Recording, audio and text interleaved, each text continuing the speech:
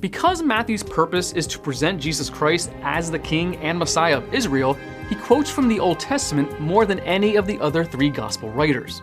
Matthew quotes more than 60 times from prophetic passages of the Old Testament, demonstrating how Jesus fulfilled them. He begins his gospel with the genealogy of Jesus, tracing him back to Abraham, the progenitor of the Jews. From there, Matthew quotes extensively from the prophets, frequently using the phrase, "as was spoken through the prophet." These verses refer to the Old Testament prophecies of his virgin birth in Bethlehem, his return from Egypt after the death of Herod, his ministry to the Gentiles, his miraculous healings of both body and soul, his speaking in parables, and his triumphal entry into Jerusalem. Now for some practical application.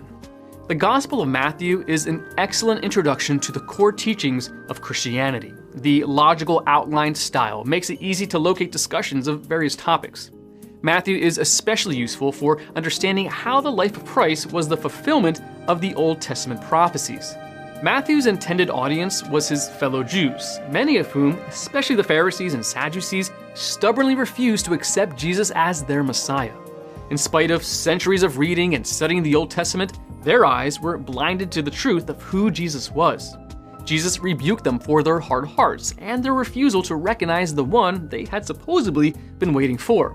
They wanted a Messiah on their own terms, one who would fulfill